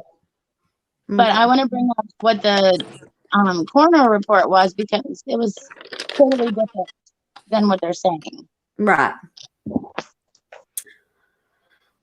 if you give me a second here. Chat is doing amazing. Everybody's so awesome tonight. Yep. Be sure you like, share, and subscribe, you guys, and turn your notifications on to all. Okay. I'm going to share.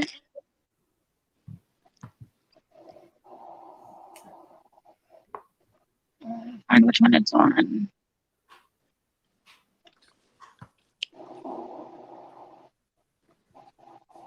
Oh, you know what? You guys can talk. I got to sign in under my computer. I'm on my phone right now.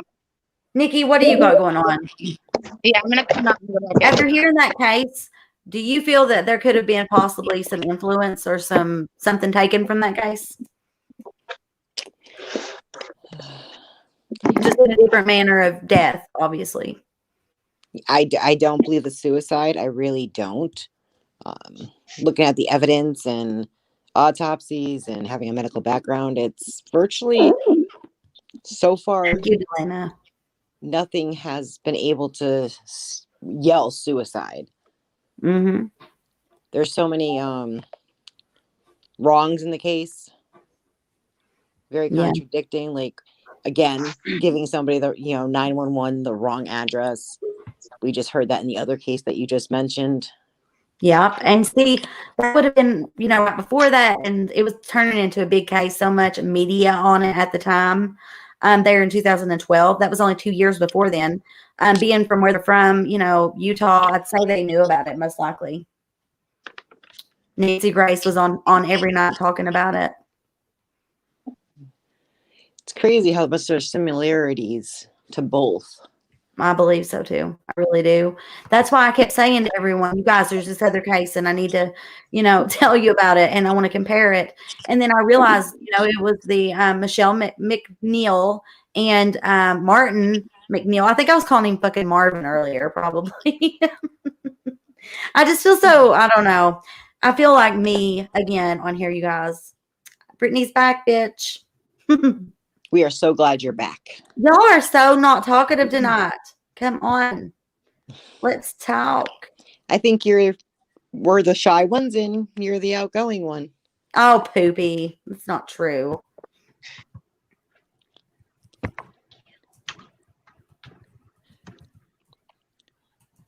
Chas, I'm trying to do that for you. So has anybody in the chat ever heard of the Kristin Ann case? Andreacchio. Yeah, we're not going to mess with that last name. We're probably not doing it any justice at all. It's probably pronounced totally different than what we're saying. So we're going to just say Kristin A in my book. Kristin Andreacchio is what I'm going to call it. But, okay, so take it away, girls. I want to hear some stuff. And then I want to hear the comparisons and anything new you figured out. Tipsy screen is ready. I probably won't be able to see it, but you guys can. And thank you so much, Delana. We love you, baby girl. Okay. Can you guys see it? I can't. Yes. It's okay. Don't show no boobies. We'll try not to. That night, I swear to God, that's what I thought. I was like, oh my God, boobies been shown. Are you girls ready? I'm waiting for tips. Yeah, hold on. I'm trying to bring it up. Can you see it? I can see. We just need to make it bigger. Okay. I'm bringing up the coroner summary report.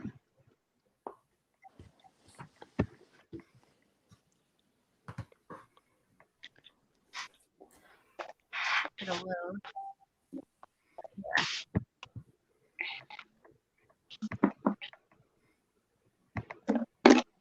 Sorry, you guys, it's taking forever.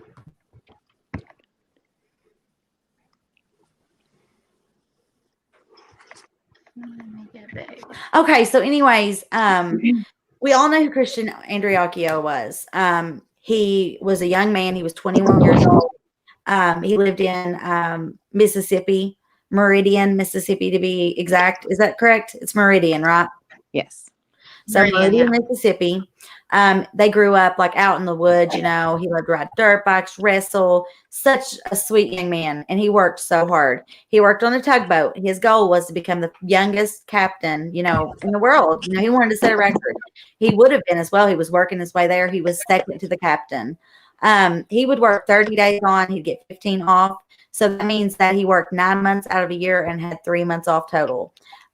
With him being gone, you know, as much, and them being young, it caused a lot of issues, you know, cheating and stuff in their relationship.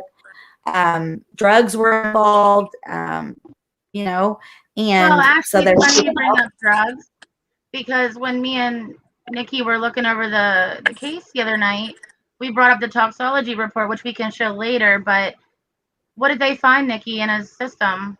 I think we should let the chat guess what it's possibly in his toxicology and see what they think. Let's have them. So, guys, what do you think was found in Kristin's system?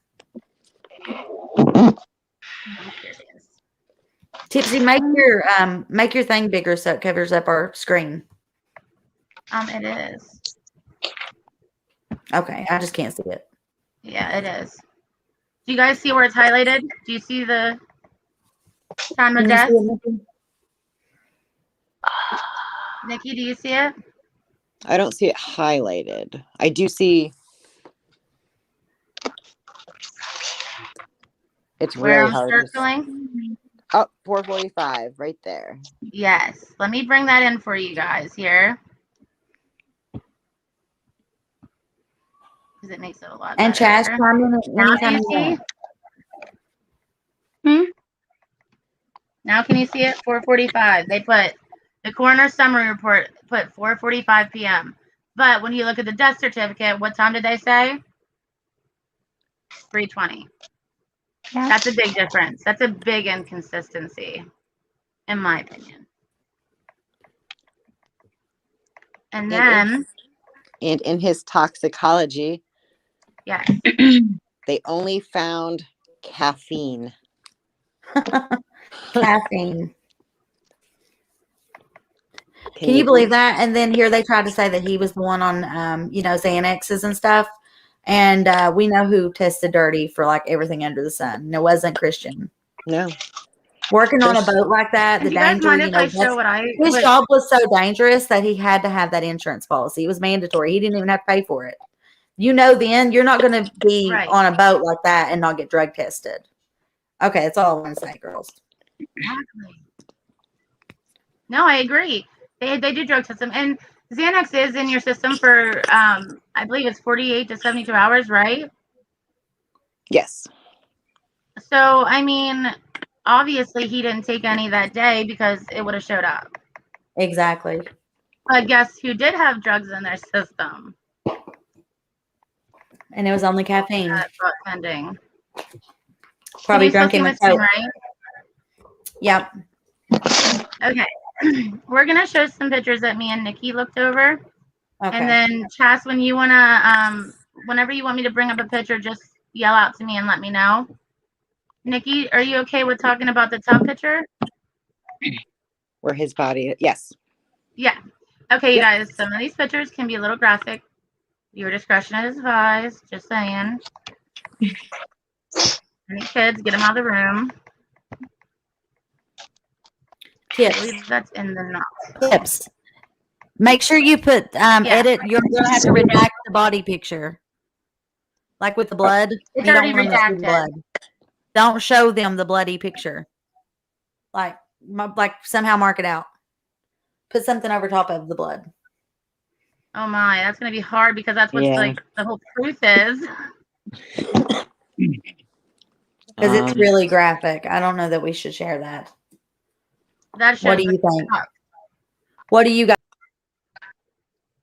see what the chat says? I mean, I mean, if people are really sensitive to it, I mean, it would be very That's hard. why I said viewer discretion is advised right now, y'all. This is not a very, but this is something important that needs to be pointed out. Okay. That I didn't So find. what do you guys think? Should we share all the photos? If you, what do you in the Well, chat? all the photos I'm showing are redacted with him, and they are all found on Truth is Justice. I'm not showing any of the other photos. Okay. So any of these photos, they can go and access at truthisjustice.com/Andreacchio. Okay. Okay. All right. Okay. So we've seen these, obviously. She just showed them. There again is a close-up of the bullet hole beside the picture on the wall. That's redacted. That's of the light fixture. I thought it was in the Knox report. So let me go over here to the Knox report. They have the other photos that we want to show.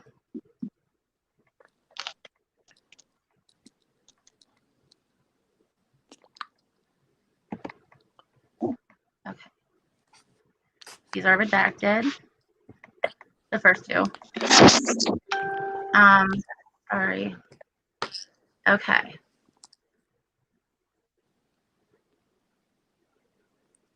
This is the door, and that's the bottom of the door. And then this is the bathtub. Now, Brittany, by looking at it, do you see anything different about it? Obviously, the bottles are missing and stuff like that, but do you see anything else that's different?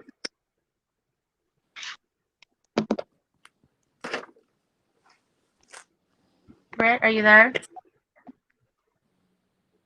I think we I lost. forgot I was muted. But anyways, I wanted to say that you can see a garbage bag in one of the photos sitting by the door that has all of the bottles that was in the bathtub in it, including like the conditioner bottle that's down there. And then that cup, right? The thing about that cup is that's a rinse cup, like the girl would rinse her hair, or they might wash their dog with it. I don't know. But that's a rinse cup. But what is wrong though? Still yet, even though it's a rinse cup, what is wrong with this picture? Yeah, does chat know? I'd love them to see what they think before I explain. There's no, yeah, well, I'll let you tell them. Yeah.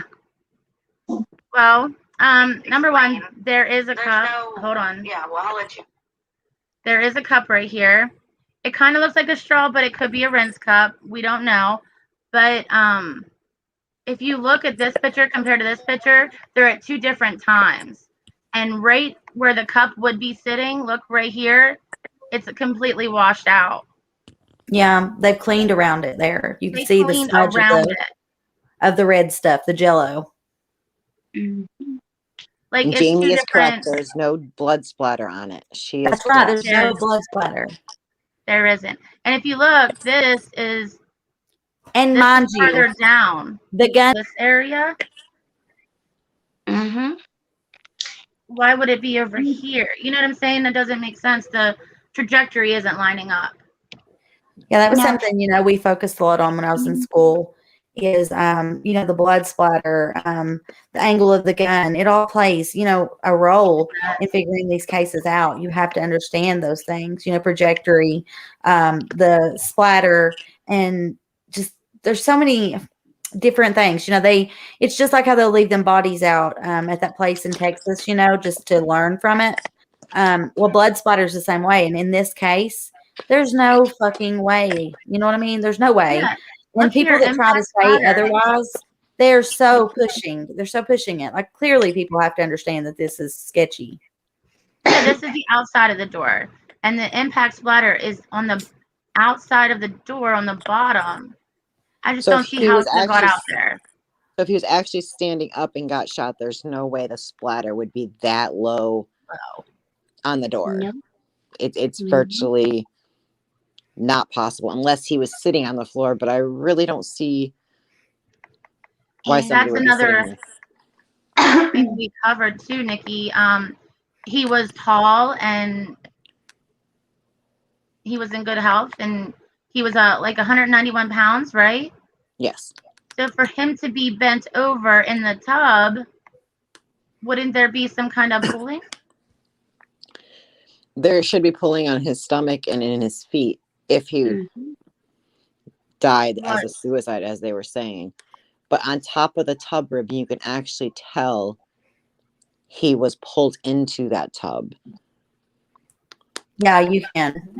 You can. Yeah. And You can- once he shot himself supposedly in the head, he would not had any means to do anything. He wouldn't be able to walk. He wouldn't be able to see. He'd be He gone. definitely And would he not. couldn't definitely decock the gun. There was Right. no way he would be able to pull himself into that tub. No. Also, Nikki, did you want to touch on the shirt that they had? Let me go find that picture for you. Right here.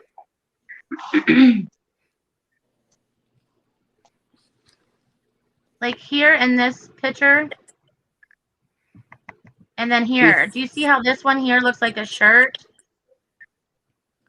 When we scroll to the next up close one, that looks a little bit bigger than a shirt, don't you think? Yeah, it changes. They added towels and stuff they were cleaning up. Yeah, But then like where'd the there's shirt go? something That's covering. in my opinion, they done that on purpose. Put all them towels on the shirt. Bam, that's where the shirt went in the garbage. Yep. Well, biohazard. Absolutely. That's what we were thinking too. Because that picture right there is too big for a shirt. Yeah, you can tell it's a shirt at first, and then all of a sudden it's gone. Yeah, because you see the darkness under the white. You see the white, but then you see that dark. That's something underneath it. You know, and here they were cleaning those bottles out of the bathtub to take a picture of the way it was. And then, you know, afterwards, we see in there at that cup, though, there's a smear mark. So they had to clean around it. Why would you need to do that? And no blood splatter on anything. The white cup was perfect. Right all here. it is the blood running around it. All that is perfectly clean and white. Hey, Angela. It's crazy. I don't know. You know, but they clean up all that stuff. It's out there in that bag right beside the door. And you can see there in that picture with the garbage by the door that there's blood on the outside of it. And here they're saying the door was closed. If the door was closed, then why would there be blood on the outside? Why was there blood in the hallway out, like in his bedroom outside of the bathroom? And behind the door here, too, if I scroll down to the bottom picture, that's the gun. And now there's this $47 million lawsuit against culpable and the Andreacchio family, right? And it's from Whitley and get this, Whitley and Jet Miller. So why would Jet need and then his beer bottle there that night? Did you see there's unknown stains around the gun on the sink? Yep. But in the report it says the gun was clean. This gun has specific safeties, like right here's a thumb safety, and then this is a grip safety. So, I mean, you have to know your guns if you know how to shoot that gun. You have to know what an inexperienced person can't pick up that gun and, necessarily go, especially if there's a kickback, with any gun that you have, it kicks. Especially one of that size. Pistols aren't real bad, but a 45 is a strong ass gun. Yeah. There was something mentioned in the files that we received, Britt. I want to make sure I ask before we show it, but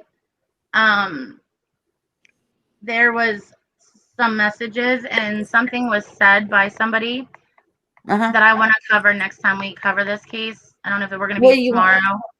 Okay, we can save it for tomorrow. That's going to be interesting. Yeah, just remind me to make sure that we can cover it. Okay. Now, Chas, what was you wanting us to show? Yes. The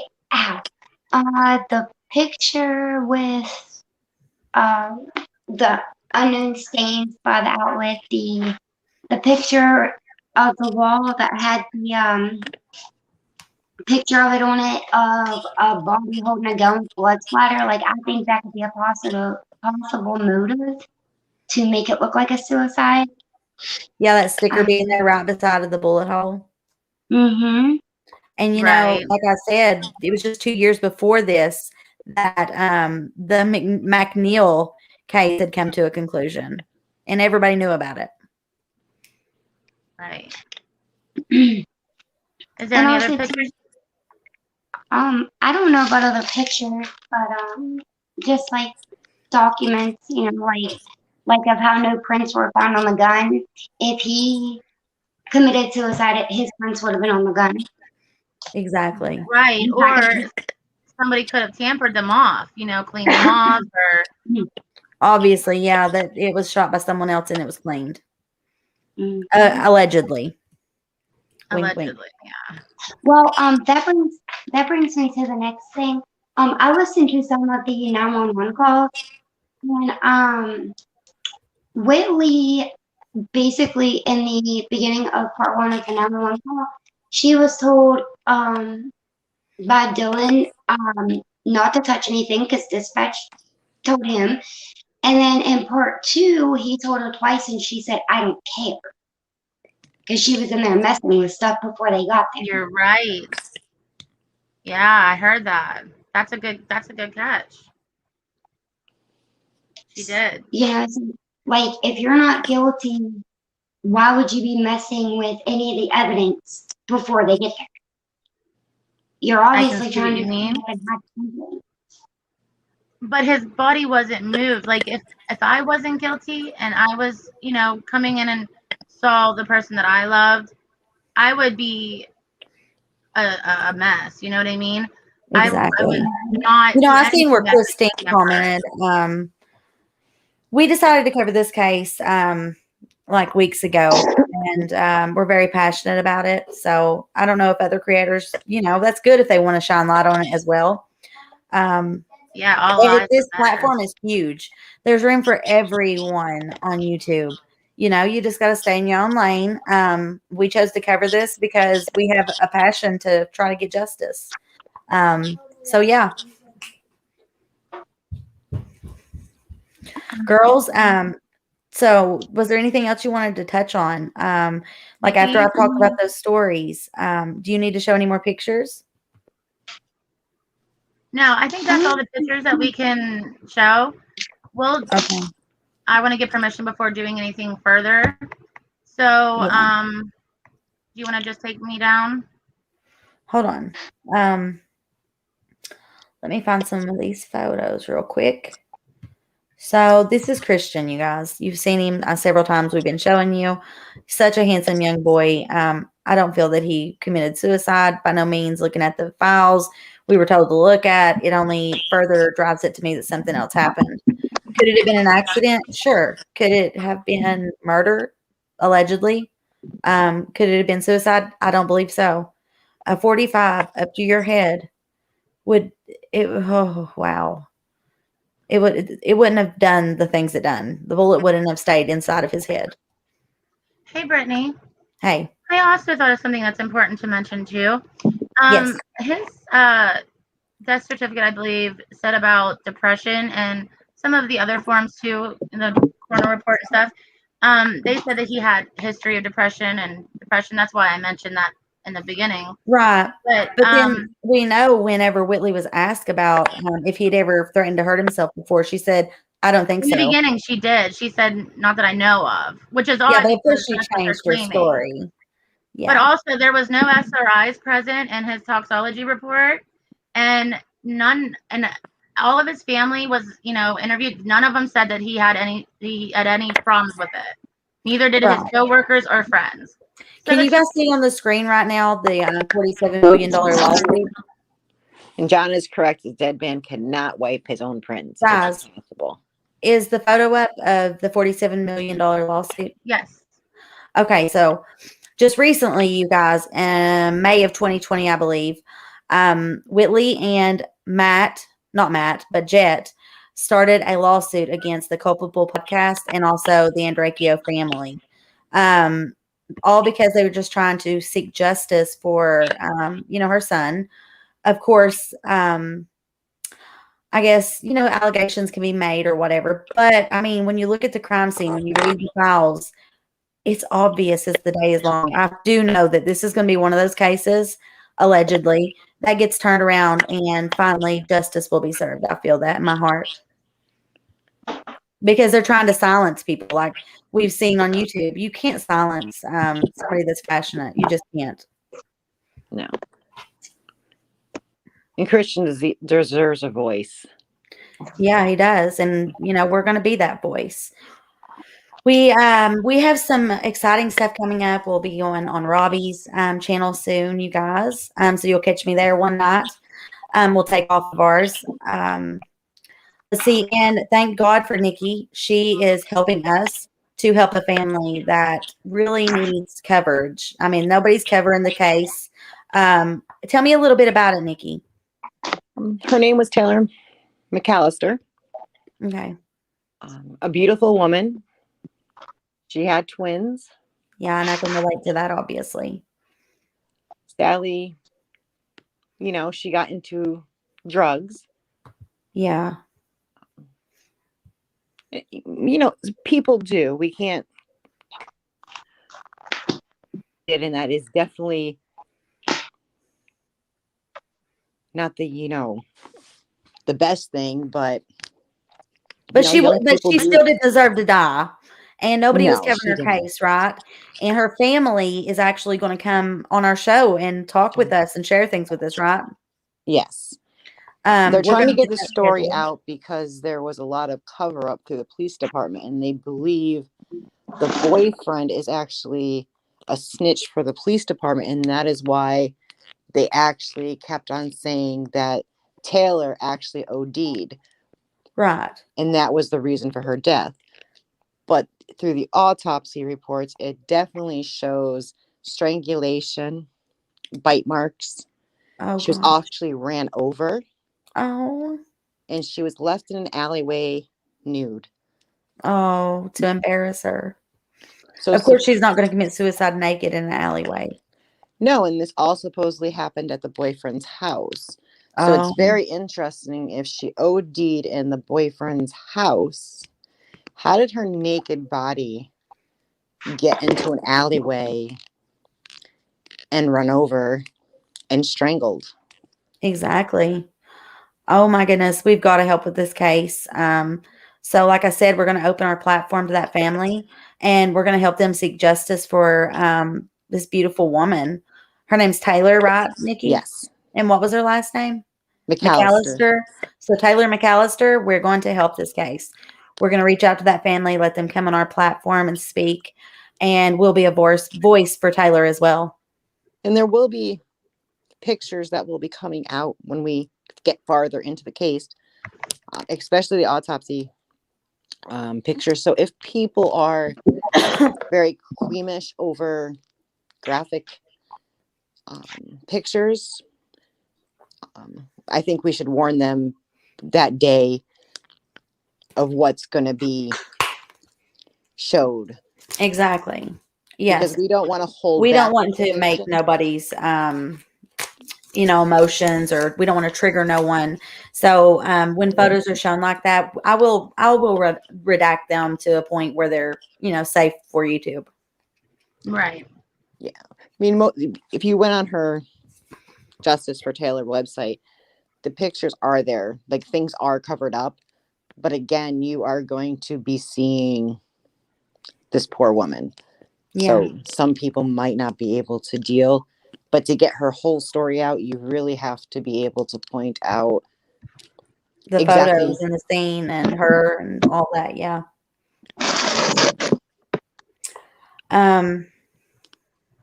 Let's see here. So you guys, I just think that we have a lot to look at. I think that our Andreacchio case, I do feel that it was a planned out thing. I do believe that these people knew about these other cases. I think that they put their minds together, like the girl who had gotten out of rehab had said. And I think that that was the plan all along. I think that's why she kept going on about insurance money. She wanted to get out of it, but why murder, allegedly? It's a sad thing. And we're going to help Christian, and we're going to help Taylor, and we're going to help so many other people.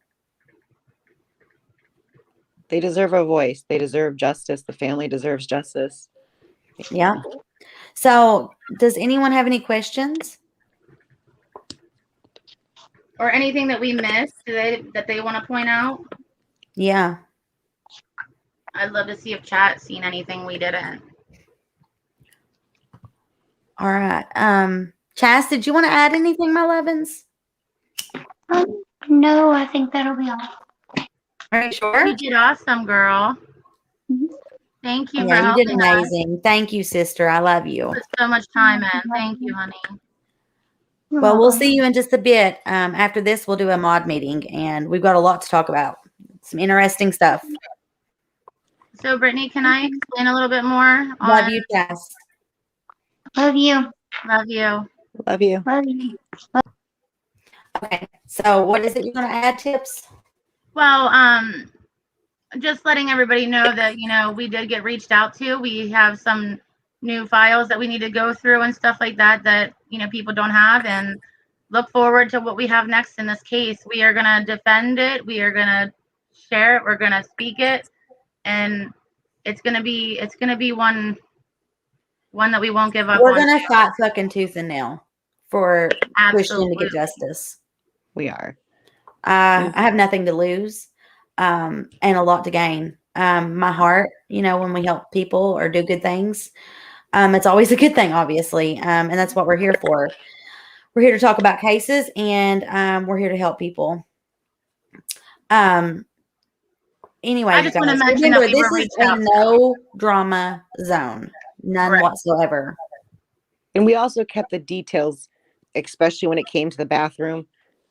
We really did try to keep the details kind of PG because me and Tipsy have gone over A lot of it, and just And because we we're were reached out to by somebody like a close source close to the family.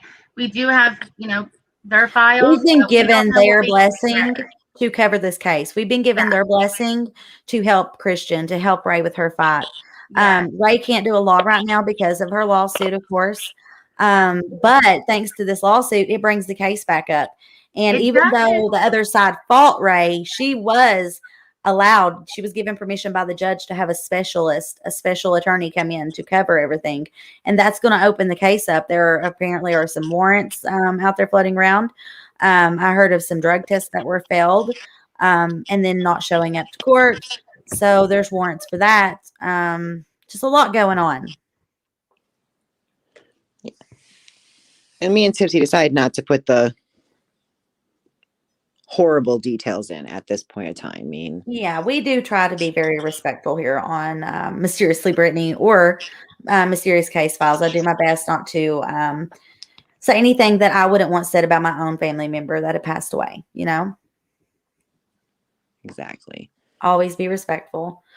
But you guys, we love you so much, and we got a lot to look forward to this week. I just wanted to come in and let you all know how much I love you.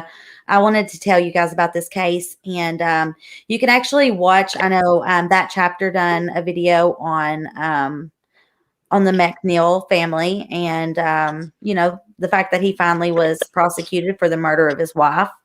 Also, Kendall Ray, she done a video on it. And then you can look up the 911 calls for yourselves and just really think about the two cases. And I think it'll be like, Their wow. similarities are pretty amazing. Like they do have a lot of similarities. Yeah, you And see, there's this case and one other. And between those two cases, both bathrooms, and see the other case I want to talk about, they tried to make it look like a suicide as well. It was finally overturned. And I feel with all my heart and soul that we may be looking at that with this case. I hope so. You guys, make sure you watch Kendall Ray, Apartment 801. It's yes, all of them. There's several. Yeah, it's a vlogmentary. It's really good. She did amazing on it. Yeah, and John, exactly that chapter. He is Irish. I love him. He actually lives in Canada now, I believe. But Mike is a cool dude. He actually loves to help smaller channels. He's just a really great man, and I love his content. I'm very inspired by it. And I also have that kind of dry, funny, weird sense of humor.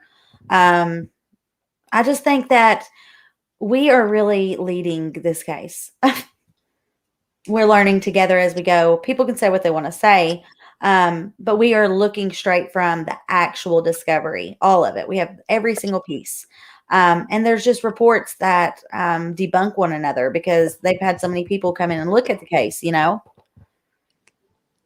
And so when I said that Christian didn't have it on him, the other one said it on them, it's because it was on his palms, right? That's the way that the other report had been written. So I thought, wow. So he had none, and they had it all over them. And I'm like, wow. But it's just the way that that officer had written his report. It's also very interesting that on his death certificate, the cause of death is undetermined. You would think that if it was a suicide, his cause of death would have been a suicide. But Yeah. they put it as an undetermined. So 100. And you know why they do that, Nikki? So that they can investigate. So we don't know for sure, but they could have been doing the same thing in the Watts case. They may still just be looking at it, building their case. very Hey, true. Brittany. Hey, what, babe? I just got a message. Could you please make sure that everybody knows that about the autopsy photos, there are none, and that they weren't supposed to be released? Yeah, we will not release the autopsy photos. Absolutely not. Never. I'm not even, no, because poor Ray had to go through that. And there's actually a law. It's Christian's law where the autopsies and the photos and shit can't be released without the family's permission. I think that's amazing that they have the Christian law now. Yeah. Hey, John, can you come up on panel with us for just a minute? Your Tipsy's here now. I'm going to give you the link. I want to hear that Irish accent. Here. There's the link. Pop up with us. Bring some spice into our channel. Let's see what he says. Do do do do do do do do do do do do do do. Hey, John, if you had to have moose said laugh out loud. John, come on up, my darling, please. Tipsy, tell him. Please, John. I think he may be going to do it. Oh, wait. We want to give you your friends back, too. Yes. Come on, John. This is the way we can show everybody. Hey, look at our John. You are such a supporter of us, and we appreciate you more than you know. Oh, yeah. You're always here. And just to come up and say hi to everybody is pretty easy. Come on. Just a quick one. Just a quick little, hey, guys. Please. Pretty with icing on top and a cherry. Everyone doing good. It's been sort of blank. Laugh aloud. Any thoughts on the case? That's right. Yeah. Dylan, you got it going on, my love. Those are good questions. Let's see. You don't have to have your camera on. Yeah, you don't have to have a camera on. Come up with your camera off and just say, hey.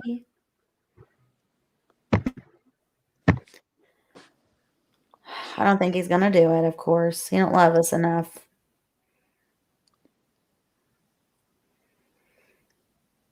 All right. So anyways, you guys, I hope you enjoyed tonight. I know when we talk about these things, it's sad. But we're doing this to try to help people.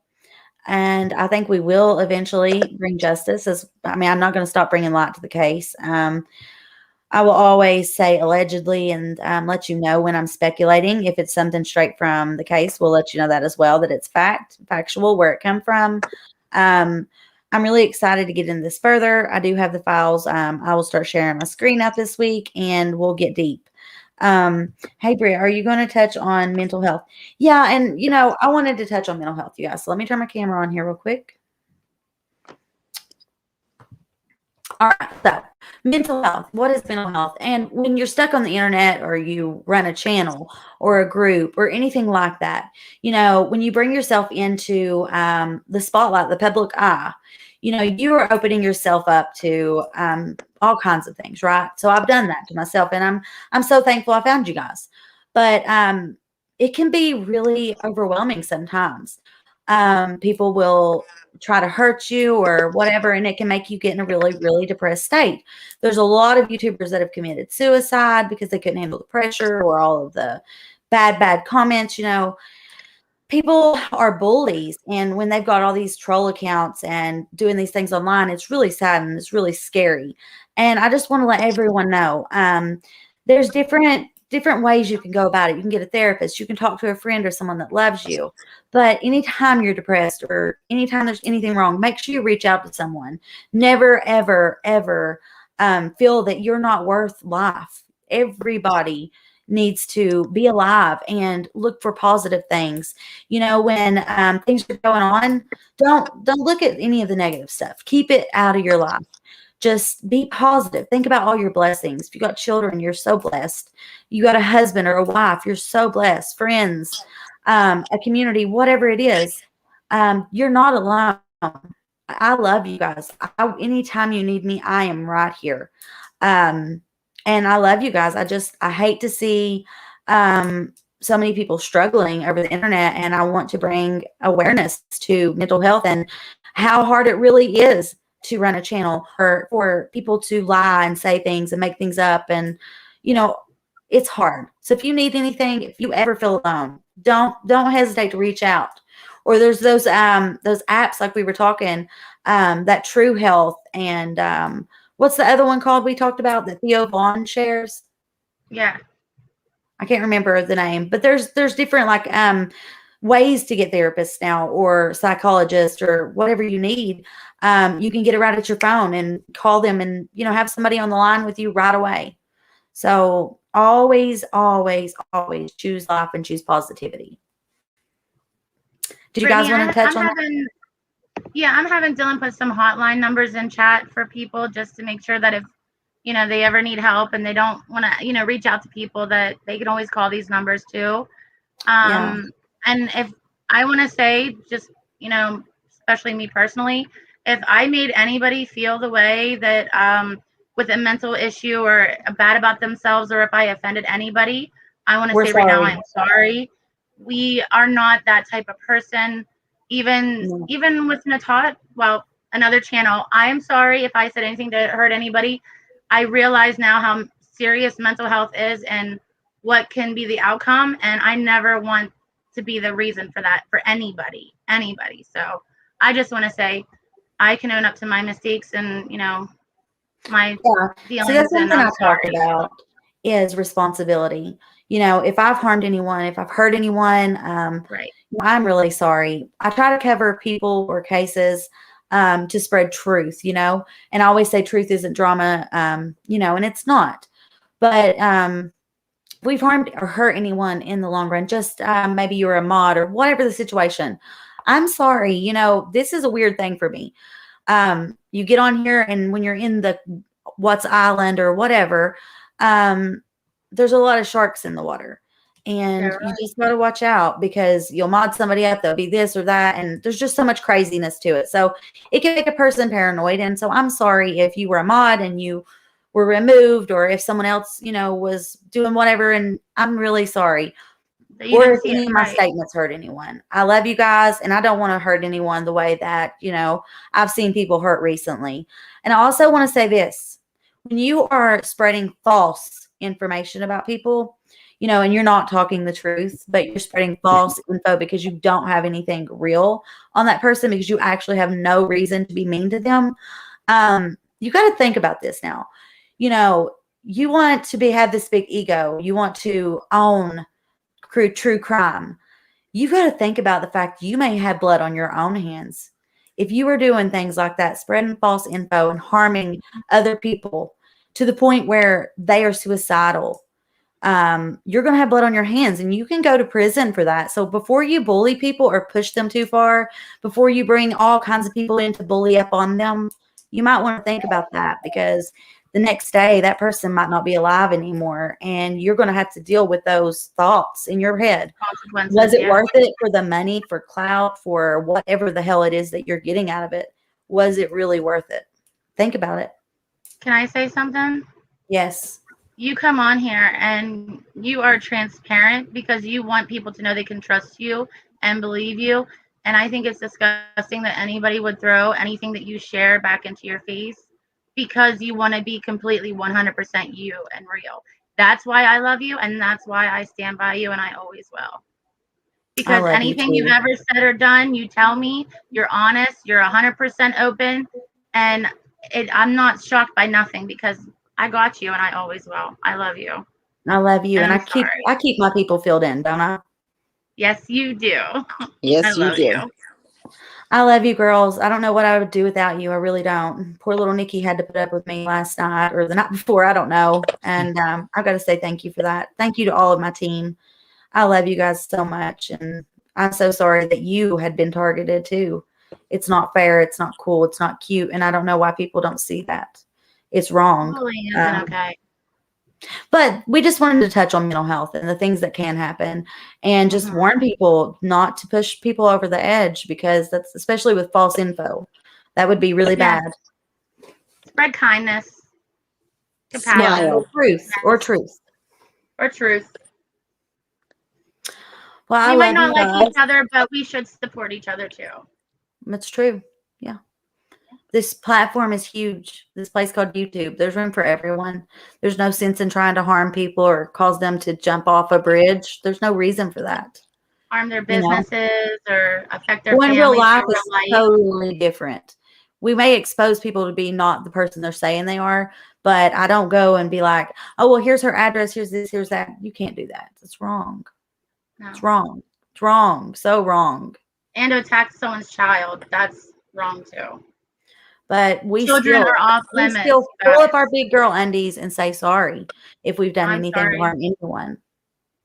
Mhm. And I'll take full responsibility for anything that I do or say or whatever, if I'm wrong or if I've done it in a bad manner.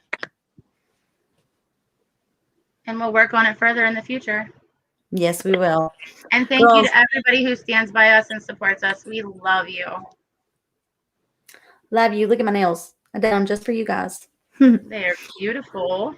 But girls, thank you so much for coming up with me and for, being my team. Always. That's what we are here. And Even we though do you a need wonderful me. job. Even though you Oh, I need me. Yeah, I have to have I you. need you. I know I like that. the We need each background. other. But you're not in the background. Oh, and we have some good shit coming up, don't we? Yes, we do. Nikki, you want to spill a little bit of that tea all over this motherfucker? No. I like to keep the audience waiting on edge. Yeah. Yeah, but we need to give them a little taste of what's coming. A little taste. A video, a letter, a person. I am going to I can't make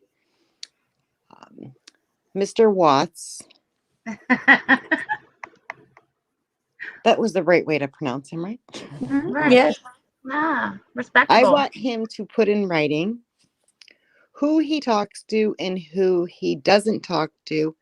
And if he has anybody out there that's his spokesperson, I think that really needs to be addressed. to be out, because And we are going to make sure he gives us permission in this letter that it's going to be written just for us. Or however it is, video, whatever. and hopefully it will stop the chaos. The crazy. And the truth will shine. And it would be the Forever. perfect thing for him to do. I mean, It would. And I can't wait to see. But yeah, so we got that to look forward to. We've got Yeah. new cases coming in. We're going to help their families. We're going to have their families on panel. I'm so fucking Brittany, can I excited. say one more thing? I promise No, I you would. can. Yes. You guys, as far as the autopsy photos, there are none. So no one's trying to hide anything and not show anything. There just are none because of the Christian law. And I am so happy that they do have that law. So I just want to say that again. Me too. me I too. agree. But girls, tell everybody you love them, and let's get ready to hop on off here. We Love love you you, all. everybody. Love you, John. Love you, son. Love you, We should be Heather. seeing you guys tomorrow. We love you lots and lots. We hope you enjoyed tonight. Be sure you check into that case, like I said, and then compare and contrast. And we'll meet you back here tomorrow at 9 p.m. Eastern Standard Time. We love you guys so much. Love you. Love you. Doodles.